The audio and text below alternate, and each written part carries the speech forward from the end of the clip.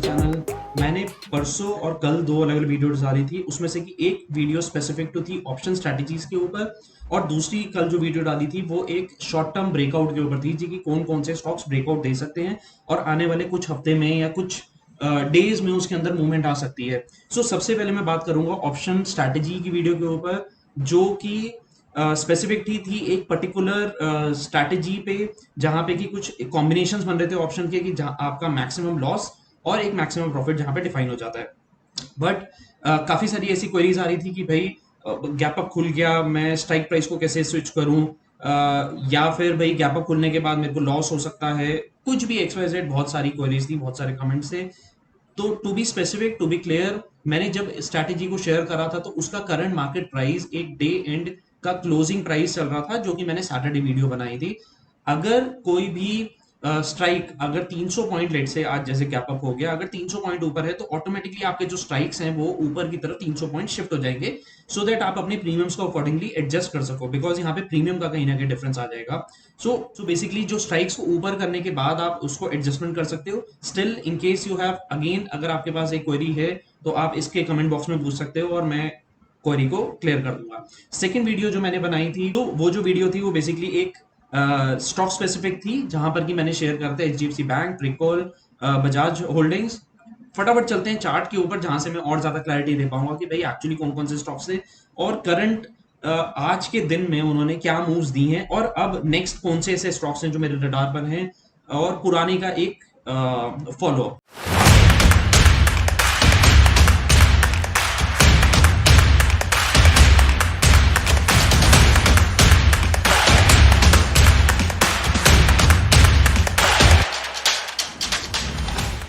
कल का जो सबसे पहला स्टॉक था वो था बजाज होल्डिंग्स।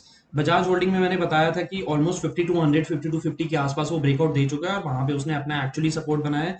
ऊपर की तरफ जो मैंने लेवल्स बताए थे वो 5800 के आसपास बताए थे, but the stock actually close 13% ऊपर स्टॉक उसने मूव दिया और अराउंड 6093 पे जाकर क्लोज हुआ। बड़ा ही अमेजिंग मूव दिया, बाइंग अपॉर्चुनिटी भी थी, ऐसा नहीं हो कि गैप अप ओपन हुआ और वहां से वो निकल गया। सेकंड जो स्टॉक था मैंने शेयर करा था,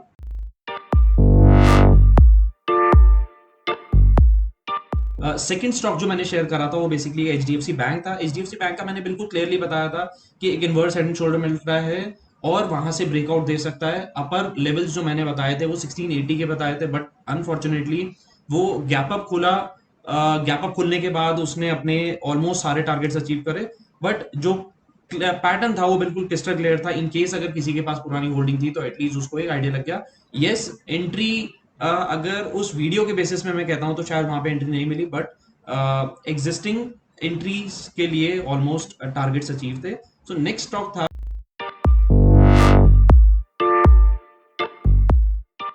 नेक्स्ट स्टॉक था Pricol limited. Pricol limited almost 6-7% के आसपास इसने अपने अप मूव दिखाई थी। तो यहाँ पर मैंने एक्चुअल लेवल्स बताए थे कि भाई ये 135 136 के ऊपर जाकर क्लोजिंग देता है तो वहां से एक अपसाइड मोमेंटम मिल सकता है। इवन उसने अपने लेवल्स के आसपास जाकर के क्लोजिंग दिया, ऑलमोस्ट 4-4.5% आज इंट्राडे में ऊपर था, बट अभी करंट प्राइस पे जाकर क्लोज हुआ है। लेट्स सी अगर ये यहाँ से क्या परफॉर्म करता है, बट देर आर चांसेस कि अगर ये अपने डबल टॉप, तो बेसिकली यहाँ पे 2 टॉप्स बना रहा है, एक पुराना टॉप बना हुआ है, एक दो कुछ मल्टीपल टॉप्स छोटे छोटे से एक टॉप्स बनाए हैं डेली बेसिस पे और आज एक फिर अगेन हायर साइड पे जाकर के क्लोजिंग दी है। अगर थोड़ा सा भी गैप अप होता है तो आई थिंक ये अपना फ्लो में ऊपर की तरफ निकल जाएगा।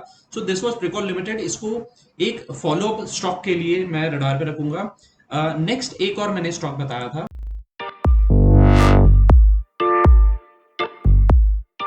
Solar India. सोलर इंडिया और प्रिकॉल लिमिटेड का ऑलमोस्ट सेम तरीके का चार्ट है। अगर मैं इसको वीकली टाइम फ्रेम पर, एक बड़े टाइम फ्रेम पर देखता हूं तो ये kind of pole and flag types का पैटर्न बना रहा है। देयर आर चांसेस कि ये अपना जो एक टॉप का लेवल बना रहा है उस टॉप के लेवल को यहाँ से ब्रेक करता है तो एक फर्दर अपसाइड मोमेंटम मिल सकता है सोलर इंडस्ट्रीज में। ठीक है, तो एक डबल टॉप बनाया है, अगर ये पैटर्न को ब्रेक करेगा तो फिर अच्छी अपसाइड यहाँ पर मिल सकती है। अब आ जाते हैं हम कुछ फ्रेश स्टॉक्स पे कि भाई एक्चुअली फ्रेश स्टॉक्स कौन कौन से हैं जो आने वाले कुछ दिनों में या कुछ हफ्तों के अंदर एक अच्छी मूव दे सकते हैं। अभी जो हम एक्चुअली डिस्कस करेंगे वो डेली टाइम फ्रेम के स्टॉक्स डिस्कस करेंगे। लेट्स सी नेक्स्ट आने वाले कुछ दिनों में 2-3 कौन से ऐसे स्टॉक्स हैं जो अच्छी मोमेंटम दिखा सकते हैं। वेल सबसे पहला स्टॉक है यूफ्लेक्स लिमिटेड। यूफ्लेक्स लिमिटेड और सोलार इंडस्ट्रीज का काइंड ऑफ सेम तरीके का पैटर्न है। एक पर्टिकुलर लेवल पर यूफ्लेक्स लिमिटेड ऑलमोस्ट अराउंड 500 रुपए का एक लेवल था, अगर आप यहाँ पे नोटिस करोगे इस 500 रुपए के लेवल को इसने kind of double top pattern बनाया था पहले।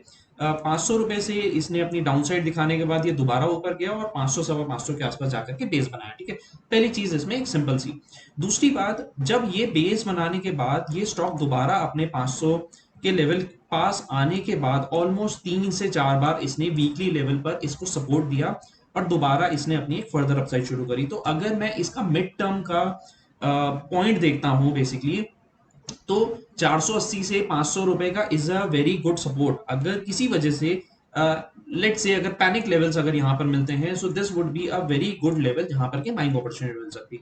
अब यस, अभी 628 रुपए पे स्टॉक चल रहा है, तो मैं यहाँ पे 500 रुपए के लेवल की बात नहीं करूंगा, बिकॉज वहां तक नीचे आने में और उसका वेट करने में हमें थोड़ा सा टाइम लगेगा। बट यस, करंट सिनेरियो में अगर मैं देखता हूं तो ये एक डबल टॉप पैटर्न बना रहा है ये स्टॉक। ठीक है, डबल टॉप पैटर्न एक्चुअली ये जो बना रहा है ऑलमोस्ट करंट लेवल्स पर ही बना रहा है। 630 रुपए से 640 का level is a very good, कह सकते हैं कि रेजिस्टेंस लेवल है अभी फिलहाल के लिए तो। बट अगर ये अपने इन लेवल्स को ब्रेक कर देता है ऊपर की तरफ, ये डबल टॉप पैटर्न यहाँ से ब्रेक कर जाता है on the conservative side, can say अगर 640 का लेवल यहाँ से ब्रेक करता है, सो देयर आर चांसेस कि यहाँ से एक अच्छी बड़ी अपमूव मिल सकती है। अपमूव आई कैन से कि यहाँ से एटलीस्ट यहाँ ऊपर की तरफ 100 से 120 रुपए की मेरे को यहाँ पर अपसाइड लगती है यूफ्लेक्स में। शॉर्ट टर्म का जो इसका एक्चुअली सपोर्ट है वो अराउंड 590 592 और लेवल्स के आसपास है, और एक जो मिड टर्म का जो स्ट्रॉन्ग बिल्कुल जो बेस बना रखा है वो 480 500 रुपए के आसपास है। सो क्लियर रडार पे रखना चाहिए। Even it is good for portfolio, बस शॉर्ट टर्म के लिए मेरे को लगता है कि अगर ये 640 का लेवल ब्रेक कर देगा तो अपसाइड मोमेंटम जो यहाँ से मेरे को मिल सकता है वो ऊपर की तरफ यहाँ से एटलीस्ट 100 120 पॉइंट के आसपास मिल सकता है। एक कल और एक स्टॉक था पेटीएम, बिकॉज पेटीएम का लोगों को लग रहा था कि यार क्या स्टॉक है, मूव नहीं कर सकता, काफी सारे इश्यूज आ रहे थे इसके अंदर।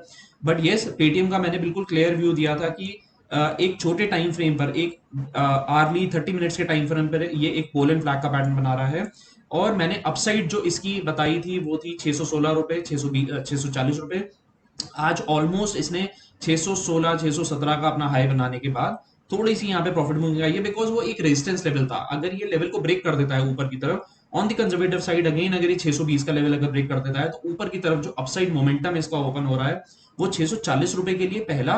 बट यस, अगर वो 640 का लेवल ऊपर की तरफ भी ब्रेक कर जाता है तो मुझे लगता है कि ये 680 685 और लेवल्स भी यहाँ से दिखा देगा। तो पेटीएम को अगेन मैं एक कंटिन्यूस मूव के लिए रडार में रखूंगा। फिलहाल जो अभी इसका एक्चुअली बेस बन रहा है, अगर मैं इस ट्रेंड लाइन को थोड़ा सा खींच देता हूं आगे, तो मेरा जो एक्चुअली बेस बन रहा है वो 595 594 के आसपास एक अच्छा बेस बना रहा है। So Paytm again would be on my radar for short to mid term के लिए। ठीक है, नेक्स्ट स्टॉक एक और कौन सा रडार पे है मेरे,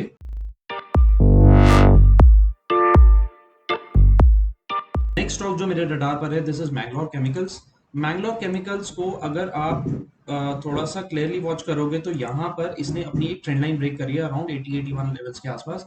ठीक है, लंबे टाइम फ्रेम में अगर मैं देखता हूँ, एक वीकली टाइम फ्रेम पर अगर मैं चले जाता हूँ, तो ये बेसिकली एक पोल एंड फ्लैग टाइप्स का पैटर्न बना रहा है। देयर आर चांसेस कि यहाँ से इसको ब्रेक करने की कोशिश कर रहा है। ठीक है, दूसरी साइड अगर मैं इसका अगेन मैं थोड़े से लंबे टाइम फ्रेम पर देखता हूँ, तो काइंड ऑफ ये एक ट्रिपल टॉप पैटर्न बना सकता है 102 रुपए के आसपास जाकर के। तो यहाँ से 91 से अगर मैं छोटे टाइम फ्रेम की बात करता हूँ, एक शॉर्टर टेन्योर की, तो जो इसने एक्चुअली बेस बना रखा है वो 84 85 के आसपास बेस बन रहा है इसका।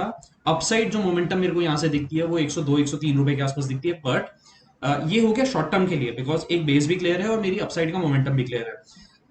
अगर ये 102 103 रुपए का लेवल ब्रेक कर जाता है वीकली बेसिस पे, वहां पर जाकर के सस्टेन करता है, तो यहां से बहुत ही क्विक मेरे को लगता है कि 30 से 40% की यहाँ पर एक मूव मिल सकती है मैंगलोर केमिकल्स में।